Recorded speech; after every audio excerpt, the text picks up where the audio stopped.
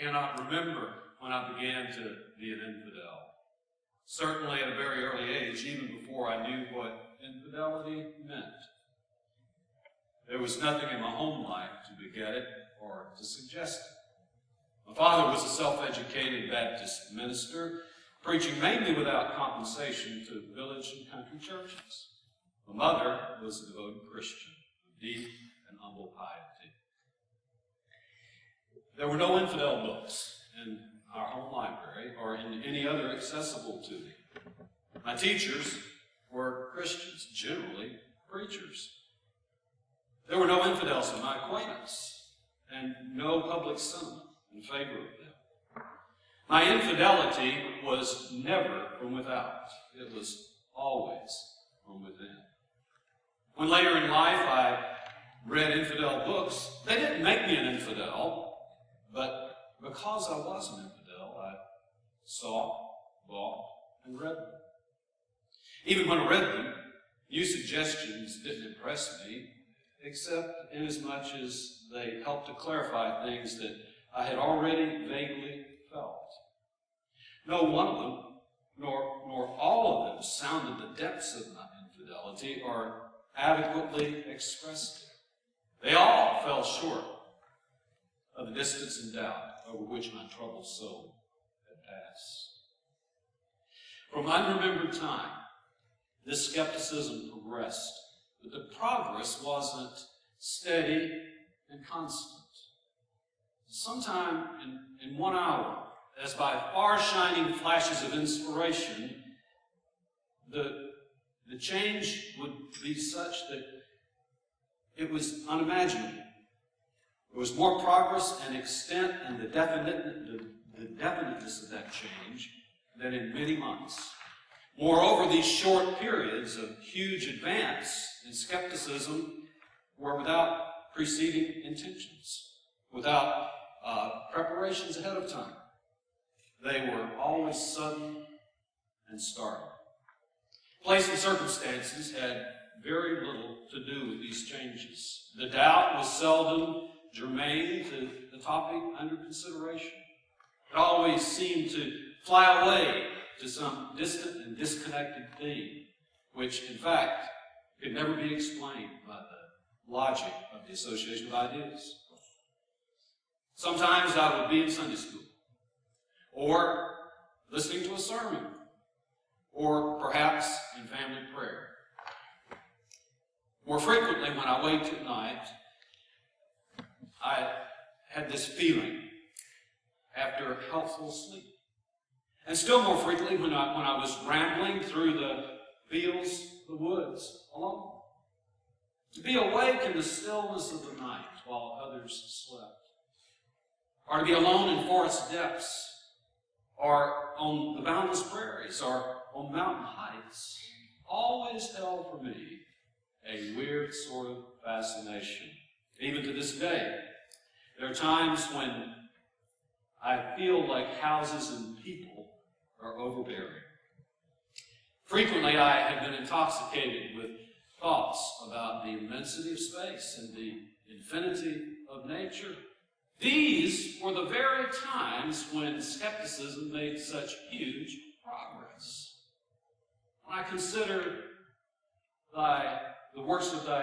when I consider the heavens, the works of thy fingers, the moon and the stars which thou hast ordained. What is man that thou art mindful of him, or the son of man that thou visitest him? Thus, before I knew what infidelity was, I was an infidel. My child mind was fascinated by strange and sometimes horrible questionings about several religious subjects.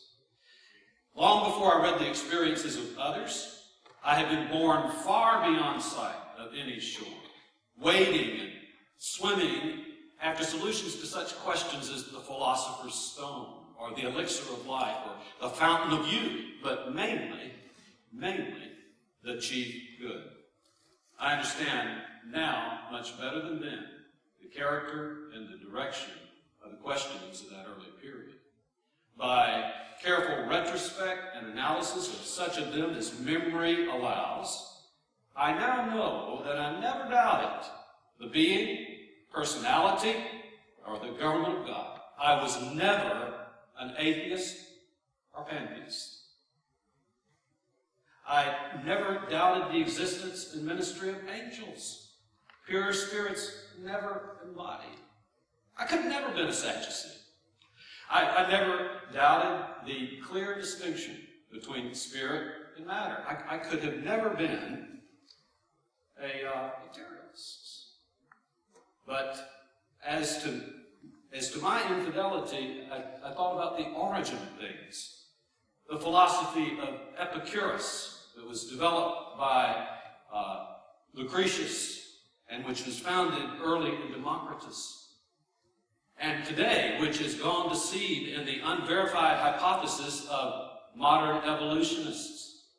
Such a godless, materialistic anticlimax of philosophy has never been of much attraction or temptation to me. Why? Because the instincts of humanity told me and preserved me from any sort of ambition to be descended from beast or protoplasm. The serious reception of such a speculative philosophy was not so much a matter of the mind, but it was a matter of morality. It was a moral impossibility. I never doubted the immortality of the soul or a conscious future existence. I never doubted the final judgment of the creator of the world. But my infidelity related to the Bible and its manifest doctrines. I did not believe that it was God's book, that it was an inspired revelation of God to man. I doubted miracles. I doubted the divinity of Jesus of Nazareth. But more than all, I doubted his vicarious expiation for the sins of men. I doubted the very power and vitality of the Christian religion. I never doubted that Scriptures claimed inspiration, and certainly never doubted that they taught the divinity of Christ and his vicarious inspiration. If the Bible does not teach these things, it teaches nothing. The trifling expedient, of saying that the Bible was inspired in parts, never ever occurred to me. To accept with Renan the Bible as in the natural parts of the Bible, and then with Renan to reject arbitrarily the supernatural, or to accept with some that the Bible came from God, and yet then to strike at its very heart with the false interpretation that it denied the divinity of Jesus and the vicarious atonement of Christ, were follies of which I was never guilty. Follies for which even today I have not found a respectable excuse. You see, to me it was always either Caesar or nothing. What anyone wanted in a religious way, with simply the shell after the kernel was gone, I never could understand.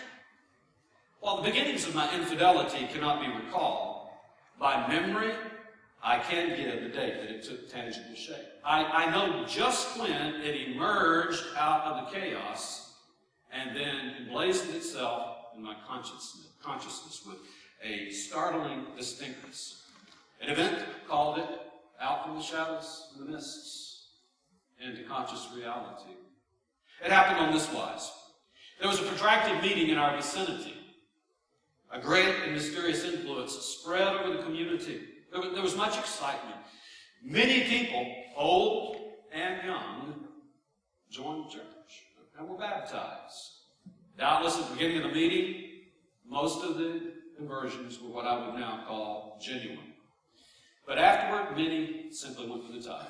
They went because others were going. Two things surprised me. The first was that I did not share the interest or the excitement. To me, it was only a curious spectacle.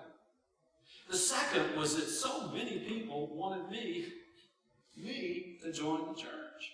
I had manifested no special interest except once or twice, mechanically, experimentally. I had no conviction for sin. I had not felt lost. I didn't feel saved. But then, one after the other, they began to catechize me, and that categorically, in this sort of way. Don't you believe in the Bible? Well, yes. Don't you believe in Jesus Christ? Why, yes. Well, doesn't the Bible say that whosoever believes in Jesus Christ is saved? Yes. Now mark three things. First, this catechizing was done by zealous church members before I ever presented myself for membership in the church. Second, the answers were historic, Sunday school answers as from a textbook. And third, I was only 13 years old. These answers were reported to the preachers somewhat after this fashion. Here's a lad who believes the Bible, who believes in Jesus Christ, and who believes he is saved. Ought not such a person then join the church? Now, however, came the pressure, the well-meant but unwise pressure of persuasion. You see, if I had been asked when I presented myself to the church for membership to tell my own story, it would have been different. But that didn't happen. I had no story to tell, and I would have told none. But because many had come, the hour was late, a few direct questions elicited the same historic stereotype answers as before, and the die was cast. Until after my baptism, everything seemed unreal. But walking home from the baptism, revelation came. The vague infidelity of all the past took positive shape. Truth was naked before me. My answers had been educational. I did not believe that the Bible was God's revelation. I did not believe in its doctrines and miracles. I did not believe in any true sense in the divinity or the vicarious suffering of Jesus Christ. I had no confidence in professed conversion and regeneration. As I have already said, had not felt lost, nor did I feel saved. There was no perceptible radical change in my attitude, what I loved, my disposition. What I once loved, I still love. What I once hated, I still hate. It was no temporary depression of spirit following a previous exaltation, such as I now believe sometimes comes to genuine Christians. No. This I knew. Joining the church, with its assumption of obligations, was a touchstone. It acted upon me like the touch of Ithuriel's spear. I saw my real self. I knew that I either had no religion or wasn't worth having. The certainty as to my state was unintermittent. The sensation of actual and positive infidelity was so new to me that I didn't even know what to say about it. I felt a repugnance to parade it.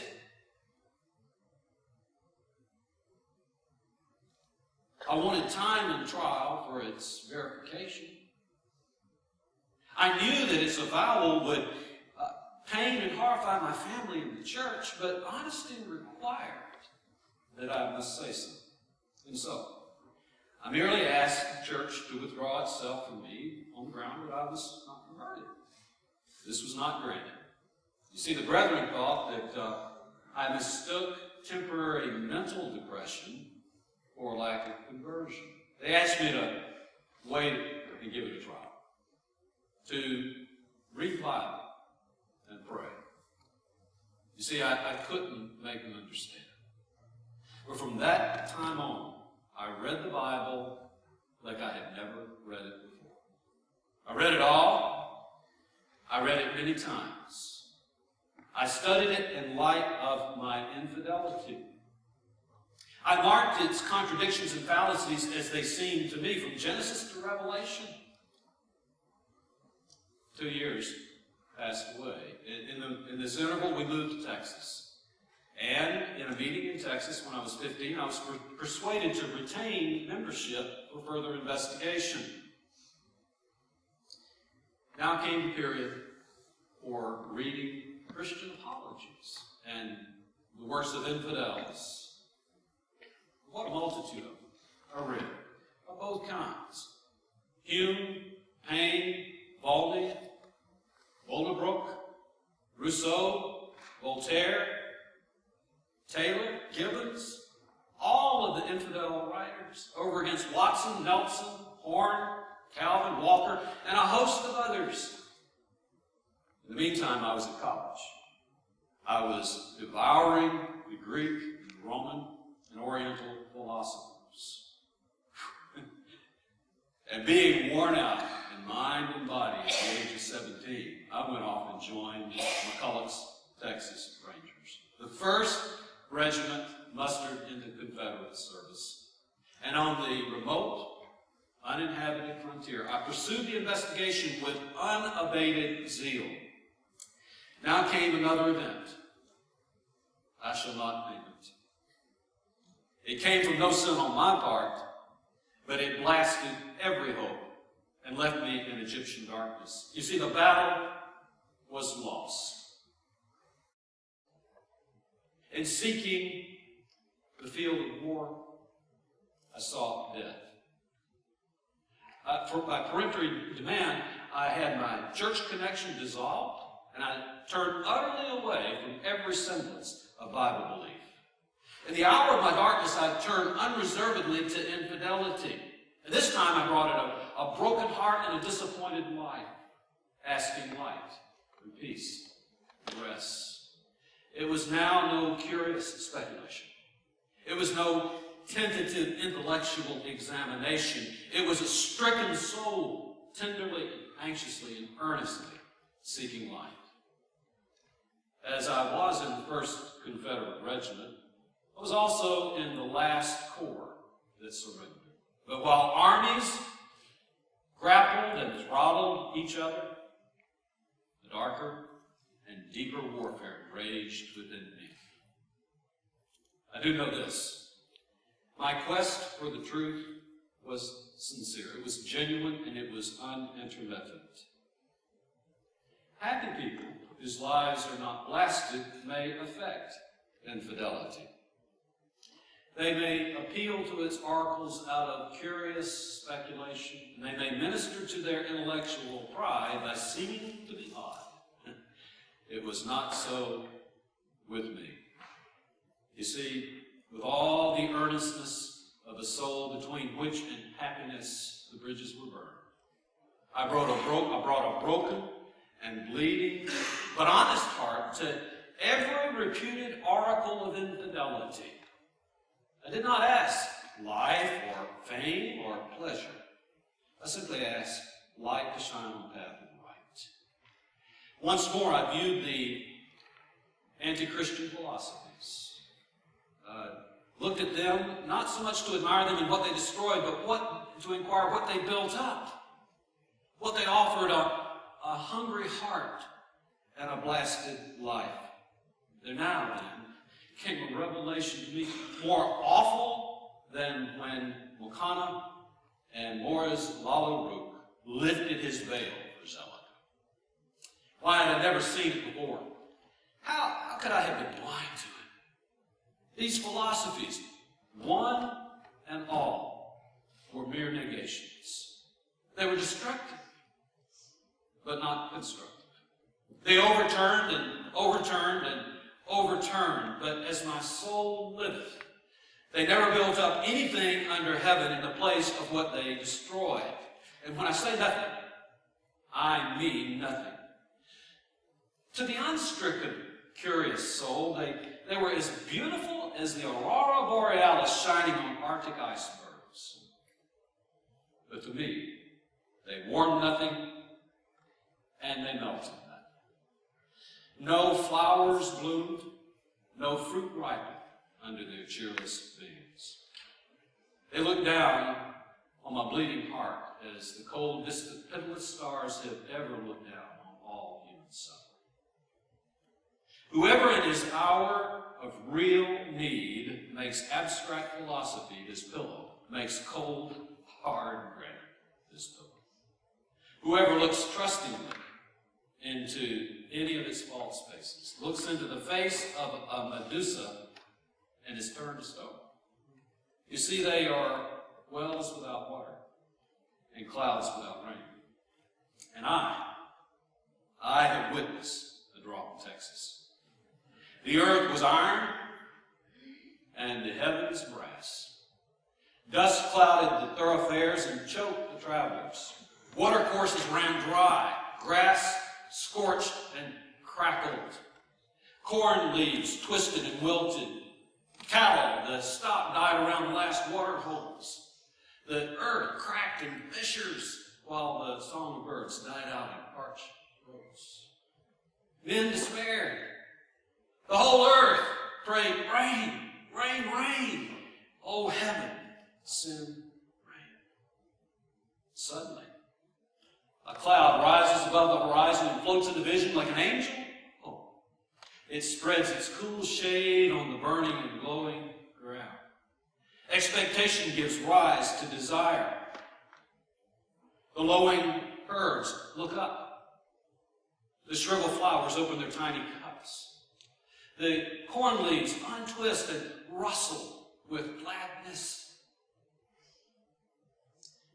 And just when all trusting, suffering life opens her confiding heart to the promise of relief, the cloud, the cheating cloud, like a heartless coquette, draws her drapery about her and floats scornfully away, leaving the angry sun to dart its rays of death into the open heart of all suffering life.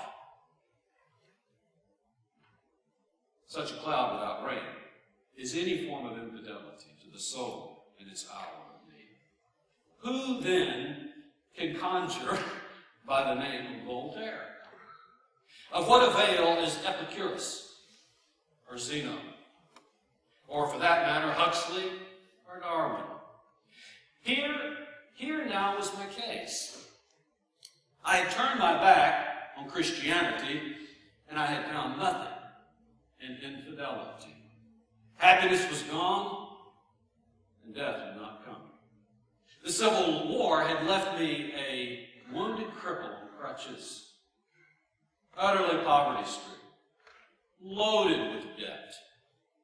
The internal war of infidelity, after making me hopelessly roll the ever-falling stone of Sisyphus and vainly climb the revolving wheel of Ixion, or to stoop like Tantalus to drink water that ever receded, or to reach out for fruit that could not be grasped, it now left me bound like Prometheus on a hard, cold rock, while vultures tore with beak and talon a life that could suffer but could not die.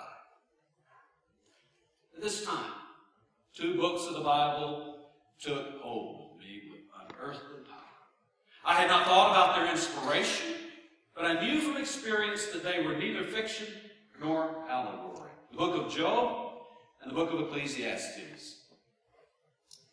Some soul had walked these paths.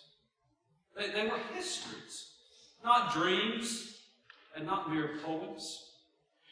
Like Job, I believed in God, and like Job, I cried out, oh, that I knew where he liveth, so that I might come to his very seat.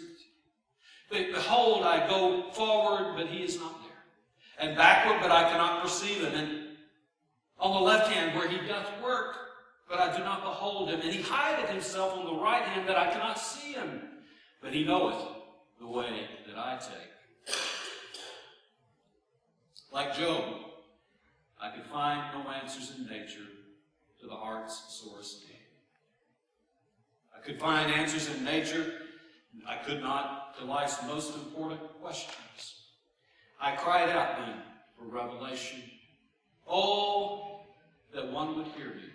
You see, my desire was that the Almighty would answer me. And I had seen God as my adversary like Job.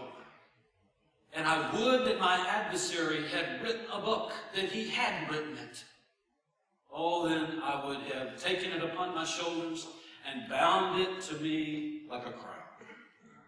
Like Job, I felt the need for a mediator, who as a man could enter into my own case, and as divine could enter into God's own case. And like Job, I complained. He is not a man as I am, so that I should answer him, or that we should come together in counsel. Neither is there an intercessor betwixt us that might lay his hand upon us both. And thus I approached my 22nd year. I had sworn never to put my foot into another church. My father died believing me lost. My mother, when does a mother ever give up a child? She came to me one day and begged for her sake that I would attend one more meeting. It was a Methodist camp meeting in the fall of 1865. I had not an atom of interest in it. I liked the singing, but the preaching didn't touch me. But one day, I shall never forget. It was Sunday at 11 o'clock. The great wooden hall was crowded. I stood on the outskirts, leaning on my crutches, wearily and somewhat scornfully enduring. The preacher made a failure. Even for him, there was nothing in his sermon. But when he came down, as I suppose to exhort as usual, he startled. Not only by not exhorting, but asking some questions which seemed meant for me. He said, "You that stand aloof from Christianity and scorn us simple folks, what have you got? Answer honestly before God. Have you found anything worth having where you are?" My heart answered in a moment. Nothing under the whole heaven. Absolutely nothing. And as if he had heard my unspoken response, he then continued, "Is there anything else out there worth trying that has any promise in it?" And again my heart answered, nothing. Absolutely nothing. You see, I've been to the jumping off place on all those roads, and they all lead to a bottomless abyss. Well then, he continued, admitting there's nothing there, if there be a God, mustn't there be something somewhere? And if so, how do you know that it's not here? Are you willing to test it? Have you the courage and the fairness to try it? I don't ask you to read the books, nor to study any evidences, nor to make any difficult and tedious pilgrimage. That takes too long, and time is too short. Are you willing to try it now? Are you willing to make a practical, experimental test? You to be the judge of results.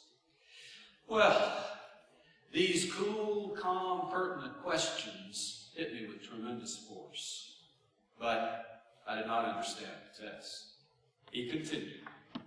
He said, I base my test on two scriptures. The first one is John 7:17. If anyone willeth to do God's will, he shall know of the doctrine whether it be of God. And the second is Hosea 6:3. Then shall we know if we follow along to know the Lord. For the first time, I understood the import of these scriptures. First, I'd never heard of such a translation. Our version says, if anyone will do the will of God, he shall know of the doctrine whether it be of God. But the preacher quoted it, whosoever willeth to do God's will, showing that knowledge of the truth comes not by external action, and not by exact conformity with everything about the will of God, but it comes from an internal disposition. Whosoever willeth or wishes to do God's will. The old translation seemed to make knowledge impossible. The new, practical. And there was also light, new light in the second scripture. That is, we shall know if we follow on to know the Lord, which means that true knowledge follows the persistent prosecution of it. It doesn't come by a tentative and temporary spasmodic investigation. So, when he invited all who were willing to make an immediate experimental test and come forward to give him their hands, I immediately went forward. I was not prepared for the stir that this created. My infidelity and my hostility to the Christian religion was so well known in the community that such action on my part developed quite a situation. Some people began to shout, whereupon, in order to prevent any misconception, I rose and I stated, I'm not converted. No. Perhaps you have misunderstood the reason that I came forward. My heart is cold as ice. You see, my action meant nothing more than this, that I was willing to make a practical experimental test of the truth and power of the Christian religion, and I was prepared to remain under that test until the truth could be found. This quieted matters.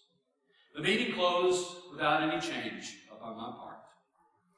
The last sermon was preached, the benediction pronounced, and the congregation was dispersing.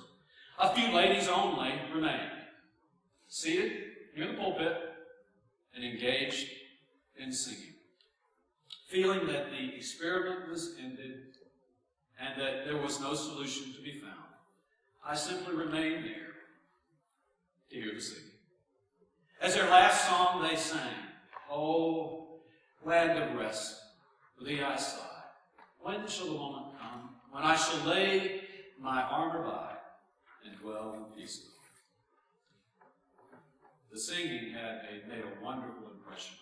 Its tones were as soft as the rustling of angels' wings. Suddenly there flashed across my mind as a light from heaven the scripture, "Come to me, all ye who labor are heavy laden, and I will give you rest." I did not see Jesus with my eyes, but he seemed to be standing there before me, looking reproachfully, but tenderly and pleadingly, and seeming to rebuke me for having gone to every other source for rest but the right one, and then now inviting me to come to him. And on the moment, I went, once and forever, casting myself unreservedly and for all time at Christ's feet. And in a moment, the rest came. Indescribable, unspeakable. And it has remained from that day until now. I gave no public expression of the change which had passed over me, but spent the night in the enjoyment of it, and wondering if in the morning it would still be there. In the morning, it was still there, brighter than the sunlight and sweeter than the song of birds. And then, for the first time, I really understood the passage that I often had heard my mother repeat. "You shall go forth with joy and be led forth with peace. The mountains and the hills shall break forth before you into singing, and all the trees of the field shall clap their hands." Isaiah 55:12. When I reached home, I said nothing about what I had experienced. I wanted to hide the righteousness of God in my heart, but it could not be hidden. As I walked across the floor on my crutches, an orphan boy that had been raised by my mother witnessed and called attention to the fact that I was both whistling and crying. I knew that my mother heard him, and in order to avoid detection and observation, I then went straight to my room, lay down on the bed, and covered my face with my hands. I heard her coming. She pulled my hands away from my face and she gazed long and steadfastly upon me, without a word. A light shone over her face that made it seem to me as the light and the shining on the face of Spivey. And with trembling lips, she said, "Son, you found the Lord." Her joy, her happiness was indescribable. I don't think that she slept that night. I think that she felt with sleep she might dream and awake to find that this glorious fact was but a vision of the night. I spent the night at her bedside. I read Pilgrim's Progress.